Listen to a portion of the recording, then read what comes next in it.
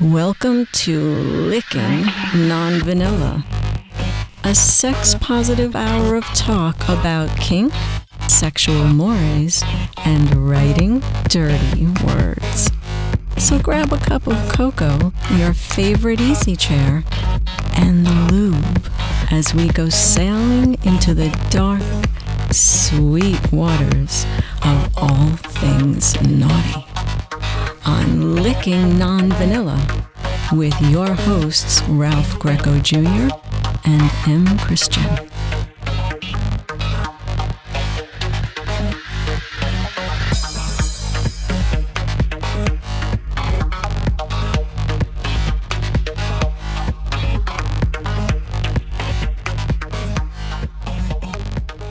Hey, my little droogs, you have reached Licking Non-Vanilla with me, one of your hosts. I guess I'm a co-host.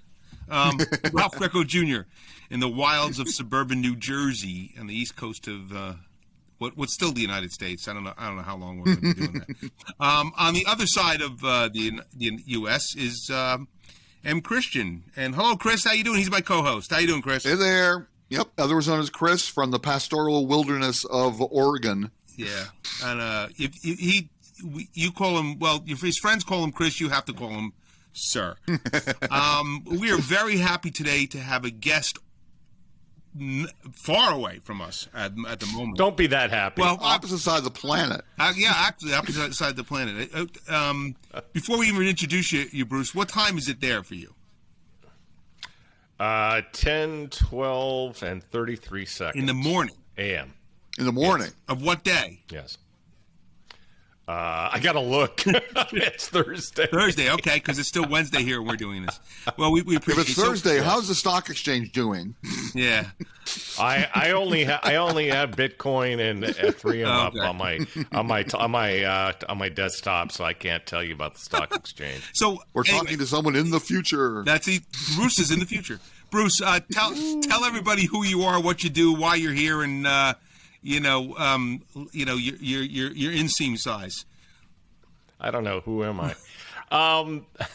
Name is Bruce. I'm and I'm an alcoholic. No, I used to be an alcoholic, right? And you're supposed to say, Hi, Bruce. Okay, so let's try this again. Let's try this again. My name is Bruce, and I'm an alcoholic. Hi, Bruce. Hi, Bruce. Thank you for sharing. Go ahead. Okay. How long have you been clean, anyway. Bruce? Oh yeah, a couple hours. Anyway, so I do that at the events when I do the elevator pitches, right. And it always gets a good laugh.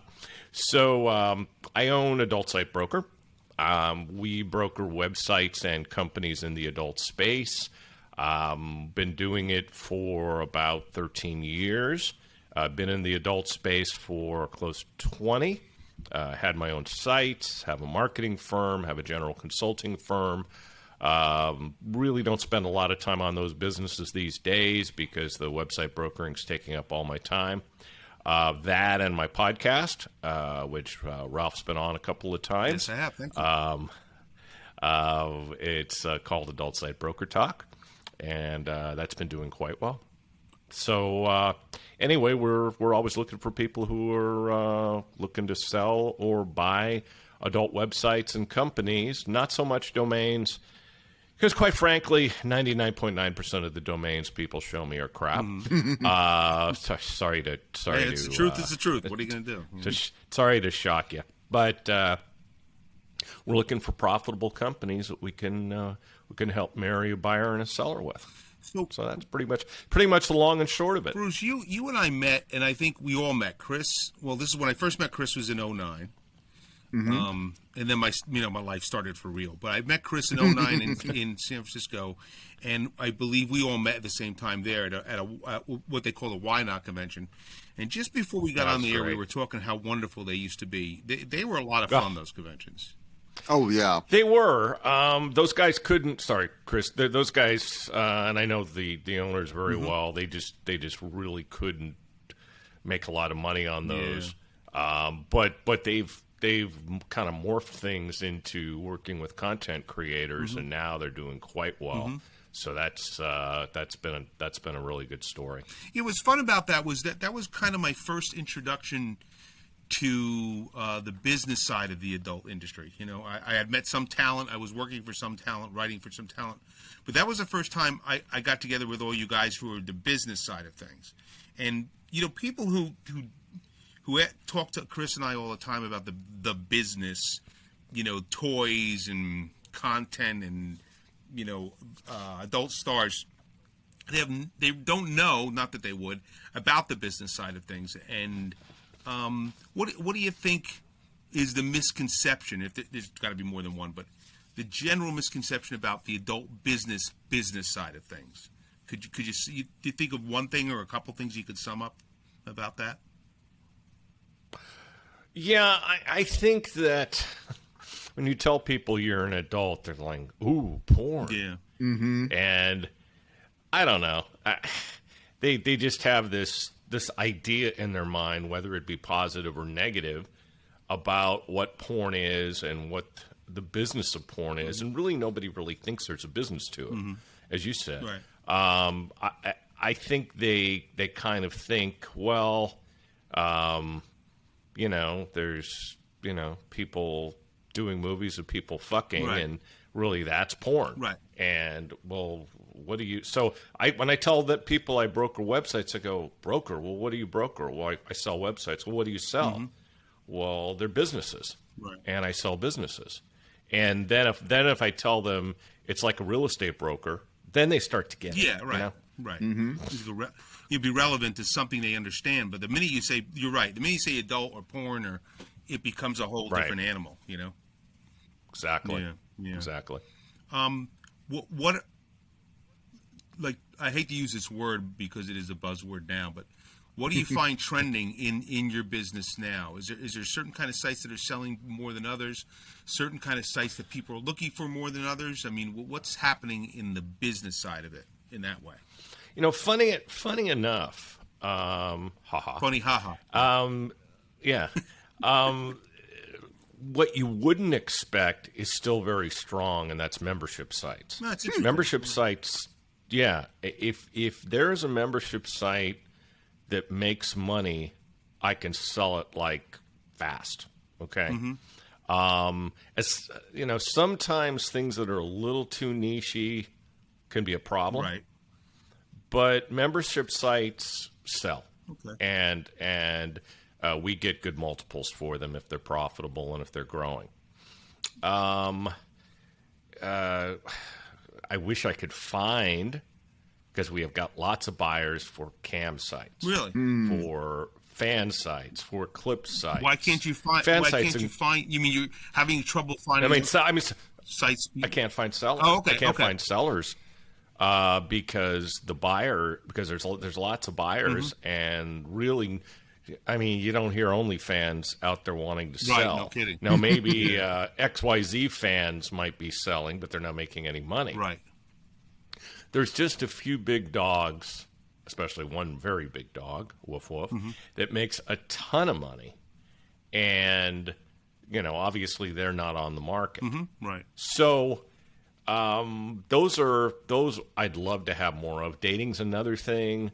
If there's a profitable dating network, we're looking for that. And again, you know, I mean, I get some also social media, but you know, I've gotten some things offered to me that sometimes just unfortunately aren't that profitable, or are profitable but not profitable enough. Right. Right. You know, I mean, if something's making just a little bit of money, people don't tend to be interested. And I get barraged, literally barraged, because we do a lot of marketing, we do a lot of SEO.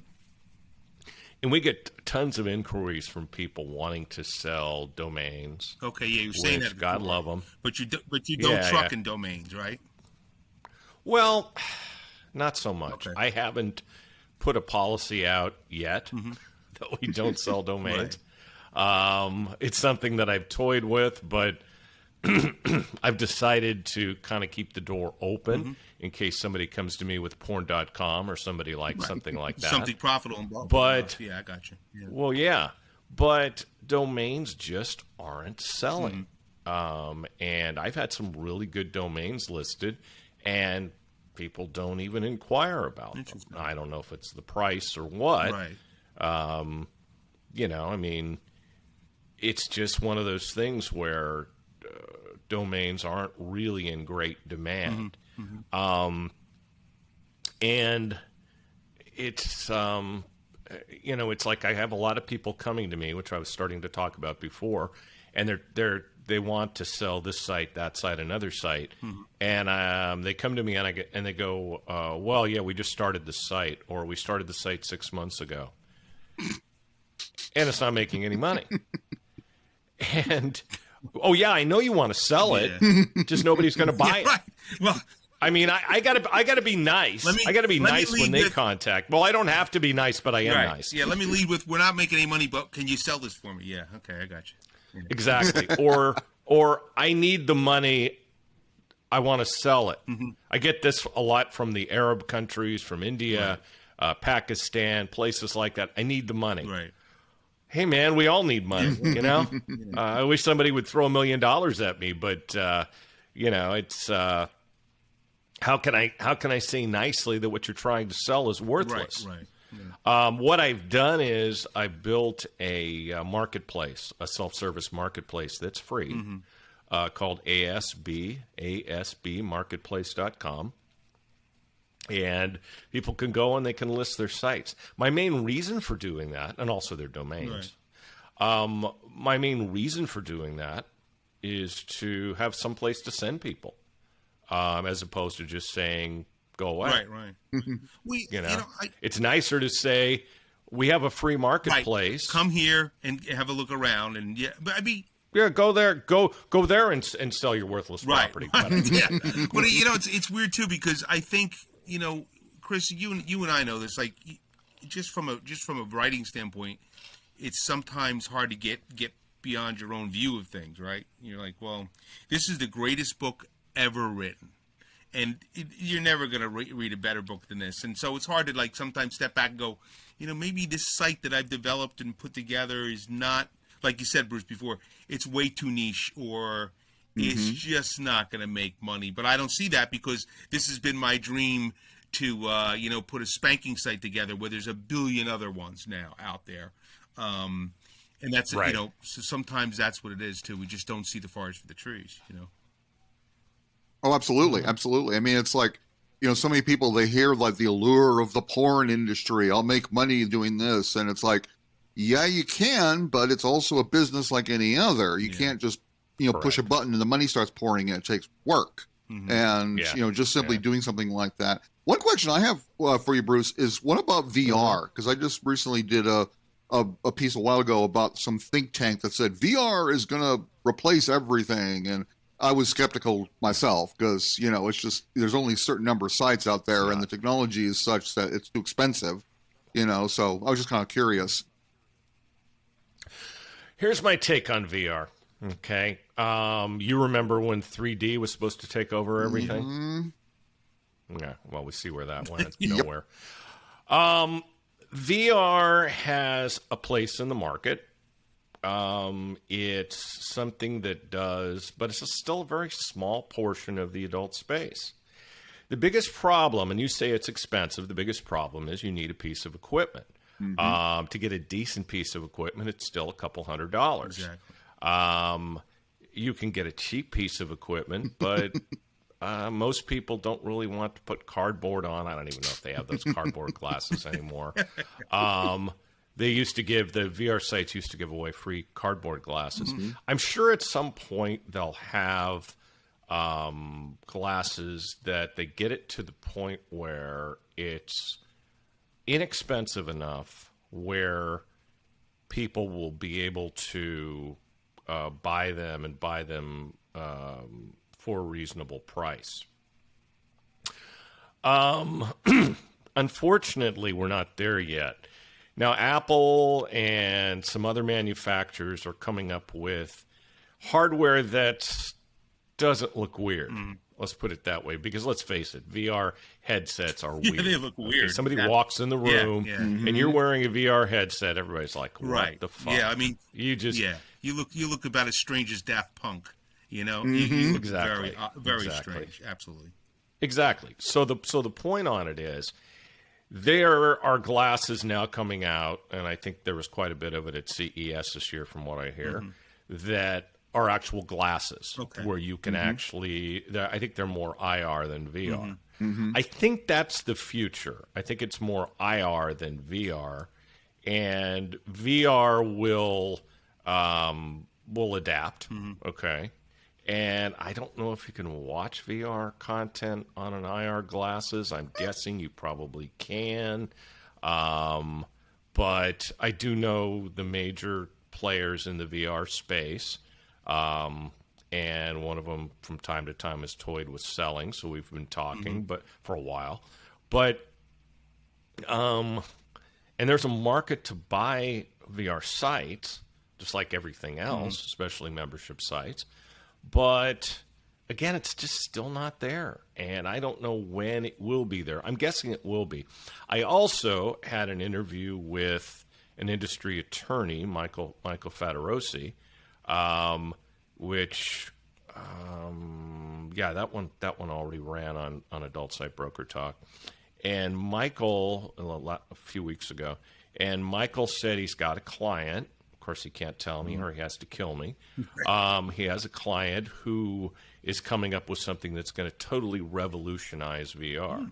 So, I mean, it all comes down to, like everything else, it always comes down to technology and the technology catching up. Yeah. And I do think there will be a day where we will be able to watch VR on some very low-profile hardware. And really, my question is, when will we be able to watch something like VR on a monitor? Right. Well, before we go any further, I mean that to me makes the most sense, doesn't it? Well, before we go any further, let's define these terms. First of all, you're listening to Licking Non-Vanilla. I just want to let you know that. But Bruce and Chris, let's define the terms we're using here so people know what we're talking about: VR and IR. Let's define what that is. VR, first of all, is virtual reality, right? Correct. Okay. Correct. It's basically you put a box on your head and you're staring at two tiny computer screens. I got one over here, by the way, I can put on, which I bought it and it's been sitting there. So well, I got one in the closet too. We can have a size contest. I can get my headset out. Well, box on the head. I mean, that's something I do on a Saturday night with dates. Don't do it anyway. The IR though, what is IR? That's a bag, Ralph.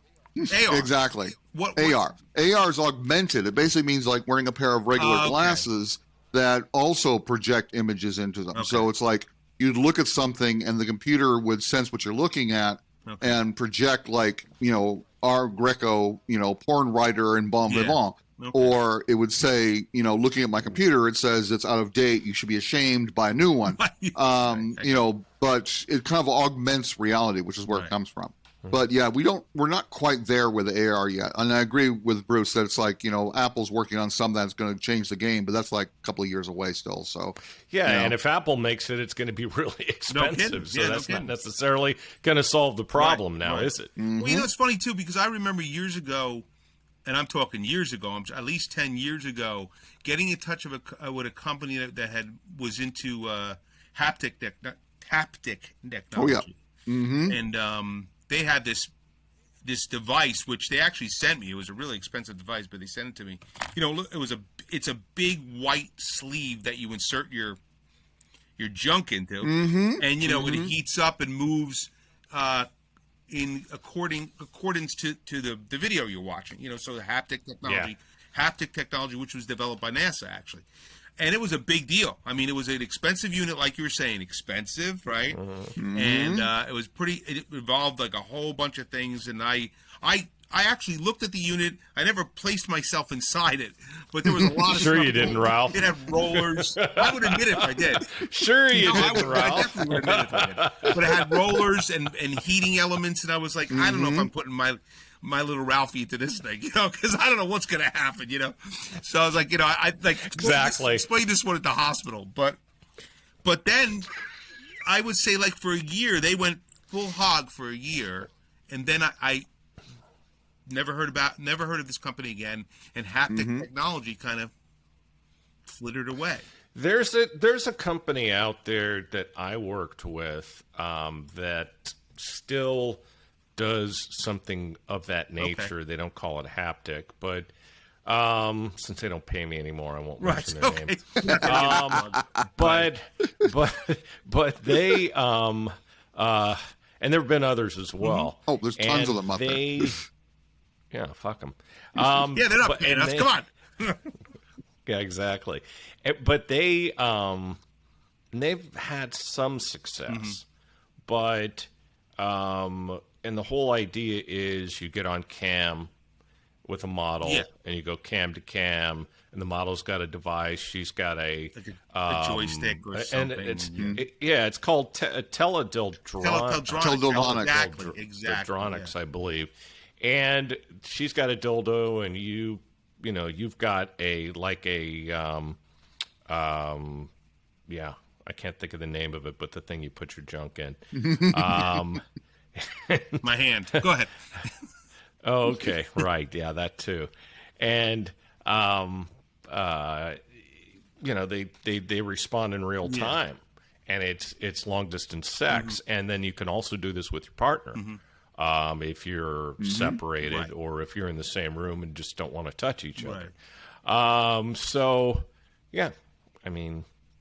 But those kind of things are kind of, I mean, they're not even niche. They're just they're on the outskirts of anything that's coming to your door and saying, look, we're looking to sell this site. You're not seeing that kind of stuff coming across right now, right at the moment. No. Okay. No. All right. I am not. I'd say it's in development, but it's actually in practice. But the problem is that it's just got such a small piece, of the market that it just isn't there yet. So Bruce, since when we first met, I would say that was just at the beginnings of digital really coming in. As far as I went from Chris and I went from doing reviews of DVDs and meeting contract girls and all that big stuff that was going on at these conventions like at Exotica and people, and then I would say within a couple of years it became where everybody's grabbing their own content, making their own content because there was a lot of pirating going on. Right. So it seemed like I could just speak for myself. I can't speak for anybody else. I was getting into the field just as it was doing that turnover, and which happened to be a big turnover. Same with the music business. Sure. So when that happened, did you go underground? Did you say, okay, I'm going to fight this thing, I'm going to get in the middle of this and learn, or did you woodshed for a while and let that all pass over until you kind of found your way, or did it not affect you? You talking about more the tube thing? Well, just the digital revolution in general, where there was a lot of pirating and a lot of people making their own sites and own content. How it shifted, in 2010, 2011, it seemed to shift. And when that happened, we all kind of had to get up to speed. I mean, it didn't really impact my business that much. I was still, as far as the website brokering, I was still in the early stages of it at that point. So I was still in a building, at a building point. So I can't really say I noticed anything, except business every year got better. As far as the marketing side, which I was doing mostly at that point, I won't say there was a lot of business then because people were kind of pulling back. You're absolutely right. Yeah, I think so. Yeah, and I think that the whole tube site revolution caused that until people decided that they either were going to surrender and go out of business, or they were going to adapt and use the tube sites to promote. Right. And the smart ones decided to adapt. And they're the ones that are still alive today and prospering. And which is, like we say, Chris, all the time, that's true of any business, right? It doesn't matter what business it is. You're going to have to build a better mousetrap or find another way in the door, right? I mean, that's basically what it comes down to, So Bruce, what right now, other than, being amazed at the fact that you're talking to us and so thrilled and you're so thrilled to be doing that. Other than that, what's happening right now for you? The most the pressing pressing? Do you have something you can tell us about, or you can't tell us about? But is there a big deal happening? Is there a big deal coming down the tube? Anything like that? Well, we just took on a group of Amazon stores valued at $5 million. Wow. Our biggest listing ever. Yeah, so hopefully we can get that sold in short order. We just released it yesterday, 2 days ago. So, that's real cool. That's a nice one. And we've also got a group of affiliate programs for $2.95 million that are mainly in the dating and cam niche that we've had out for a little over a month, and we've had a lot of interest in that. Got some tube sites. We've got some hentai sites along with games listings. So it's we got some fun stuff right now, and we're working on some other deals that are going to be quite substantial. 2023 should be by far our best year ever. Good. Many times more than 2022, which was our best year. It gets better every year. That's great. Well, that's the idea. Yeah, right. You try.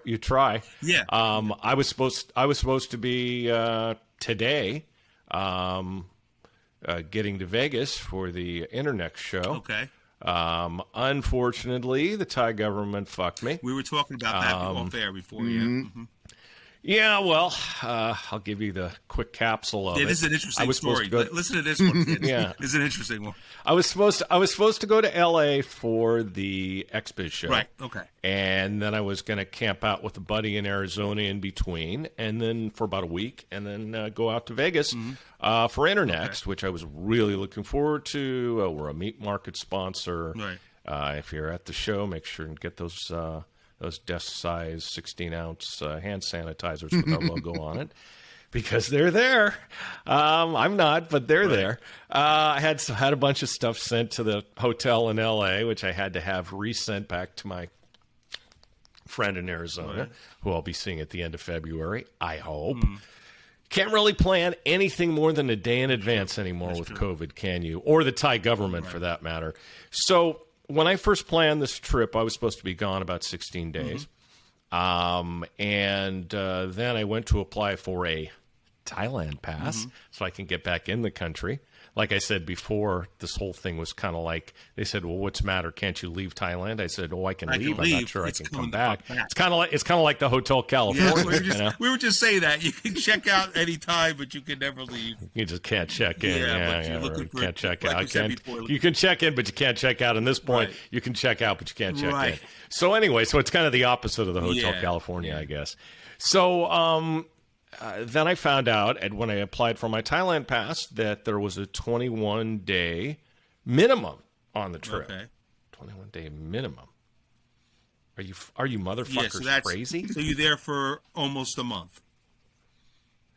Yeah, so I had to extend my trip, which meant changing my business class ticket, which cost me $800 plus. Fun stuff. I went through a consolidator. And they don't have a ton of flexibility. Fortunately, they were able to find something for me, but there was freight to pay. Then I booked a room in Redondo Beach for the end of the trip, so I could wait out going to LAX for 5 days. So anyway, I was all set to go, and then the Thai government decided in their infinite wisdom they were going to start having quarantine again. So instead of the 1 day, what they call the test and go, where you show up, you test, you spend a night in a hotel, and then you go, assuming your test is negative. That turned into 1 week. So they fucked me. So this trip I spent a lot of time planning. I had to get rid of. I couldn't get the money back for the business class ticket, so now I have a credit, except I took a $600 plus hit on that as well. Not real fun. Not real fun at all. We're getting spun out of control over all this stuff, and and the Thai government's more spun out of control than most. Let's put it that way. I mean, the test and go. I think there was a lot of logic to it. The 1 week quarantine, there's no logic to it. Either you test positive or you test negative. I mean, and so anyway. Yeah, and I never do good on tests anyway. Oral I do much better on, and But Yeah. Bruce, I guess we could sit here for hours talking about all this stuff. I mean, you're Okay, let's do it. We're no, you're a real fascinating cat. I mean, you and I have talked on your podcast already a couple times, and you made me sound good, which is that's a task in itself because I don't have much to say. A lot of editing, Ralph. A lot of editing.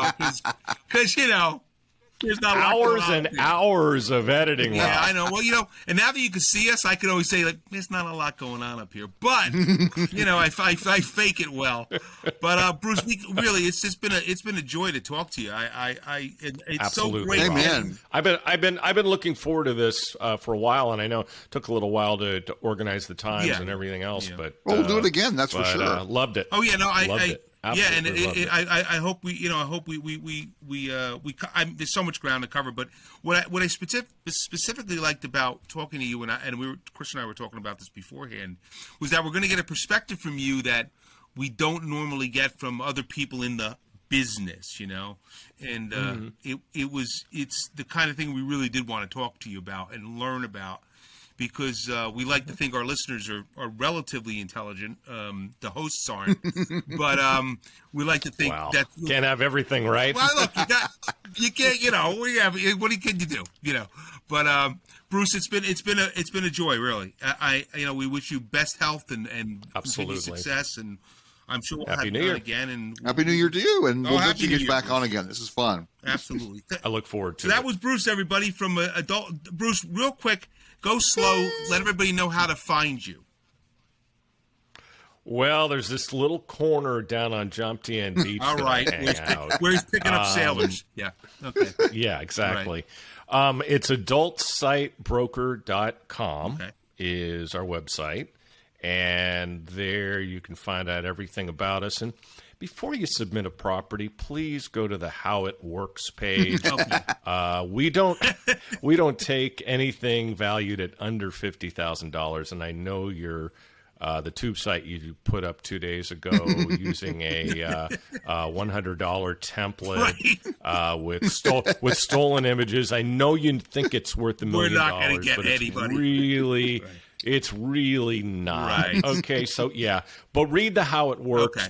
In all seriousness, read the How It Works helps. because it tells you what to do and what not to do. In other words, if you have something that's not even close to worth $50,000, just go right to the marketplace, which there's a link on that page to the marketplace, and we welcome you there. We have our podcast, Adult Site Broker Talk. And he has some great guests. He's at least had 1-2 times that I could tell you about. It was wonderful. Go ahead. Who was I that? don't know. I had some guy. Anyway, we've actually done over 100 interviews now. Wow. We've got, I know. We've got stuff in the can. We do this weekly, and we've got stuff in the can pretty much through May now. Fantastic. I was supposed to do another interview after this with a very famous performer and producer in our industry, but got an email from him, and he's got COVID. Oh, there you go. That sucks. Hopefully everything will work out. Hey, another friend of mine has COVID, and he's been battling through it, and he was supposed to be out at the shows. So, yeah, it's got to be careful out there, everybody. Just got to be careful. But, we're on social media, on Facebook, on Twitter, and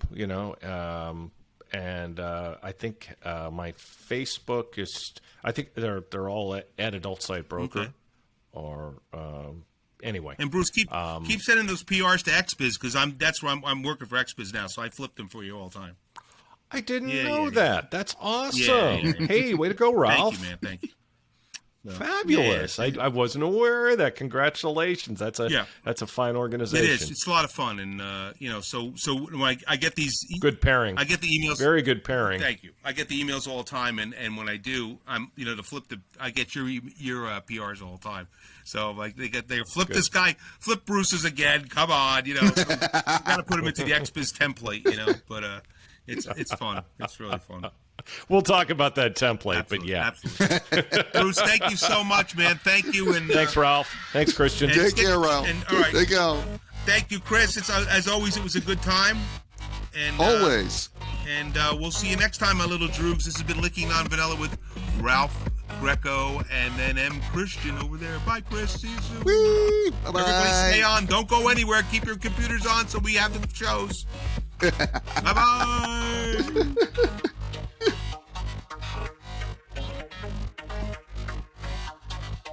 And visit us on the web at www.lickingnonvanilla.com.